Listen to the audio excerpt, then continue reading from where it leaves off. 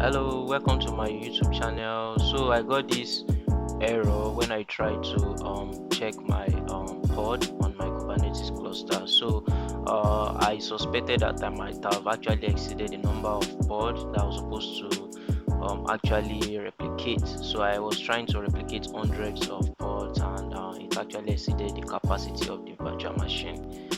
So I'm using a Minikube for the local Kubernetes engine. You can also use the Cube admin, or you use the kind. Please make sure you like and you subscribe this video if you find the information provided helpful. Okay, so I was running I deployed my application yesterday on my Kubernetes cluster, and it was a deployment app anyways. So I had services, I had pods running on the nodes, etc. So I went I abandoned the system. Then I went to sleep. Then I woke up this morning. I wanted to check my pods. So I ran the kubectl command pod get pod. Then I got this error. I got error that says um sorry. I got this error. Sorry that it has to be like this because I could not reproduce the issue. So when I tried to run the kubectl get command pod, I got this error message, which is a very popular error message I see a lot of Kubernetes engineer get. The connection to server localhost 8080 was refused. Did you specify the right host or port? Well, I was thinking it has to do with maybe port or host, but I was not sure because I'm new into Kubernetes. So I went online to search, and I was told I saw a lot of people say a lot of things about uh, loading these storage, reloading the Kubernetes control, etc. I even tried to do sudo copy. I could not even find this part on my application. And please know that I'm actually using Minikube. A lot of people use I think we have Cube admin, we have Minikube, and we have another one forgotten. So this is more of like a localhost thing. I'm not running it on the cloud. I'm not using Azure, AWS, or GCP.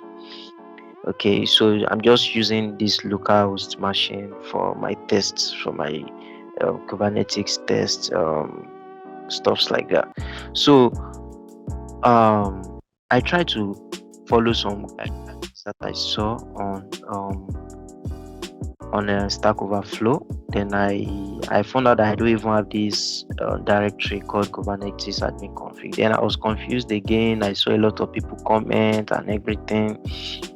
I even tried to run Docker process to see the Kube API server. It didn't even return any feedback, meaning that it wasn't even running. So I actually sat down and I gave it another thought. Then I ran a command that actually shows the status of my Minikube, which was what I was actually running. And let me show you something here. I'm going to be highlighting it because I can't reproduce this issue. So this is where I actually thought of running the status. I saw control plane. The control plane was cool. Okay, that's the type control plane.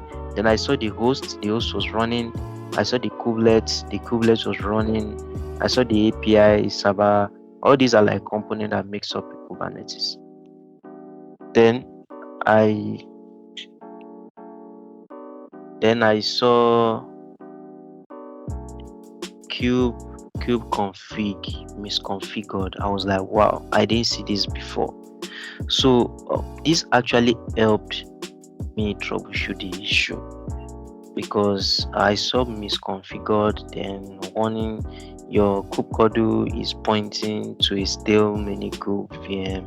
To fix this, run this Minikube update context. So it was pointing to the wrong, it was a stale VM.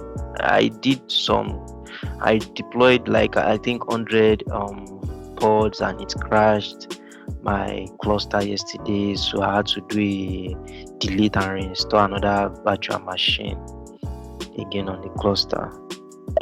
So it was pointing to the wrong VM, the QVM. So running this command we actually get to update it, I think in its configuration file or something. Then I did that. After doing that, then this was where I ran the operation Minikube update context. Then it said the Minikube context has been updated and pointed to, I think, a proper IP address and its port. Then the current context is this. Then I try to do a Minikube status again. Then you can see the cube configuration has actually been properly configured. And that was when I went to put my kubectl command to get the node. I can see my Minikube running on the node. Okay, then I went to get the pods, which are the list of pods here, and also I can get to see the service. You just get so I have my service running too, the voting service, results, the Radis and etc., the cluster IP and the node IP. So that was how I was able to fix the issue that I had when I got the error which says the connection to the server localhost was refused. So please, if you enjoy my video on my channel, please feel free to subscribe to my channel. All right, thank you, bye.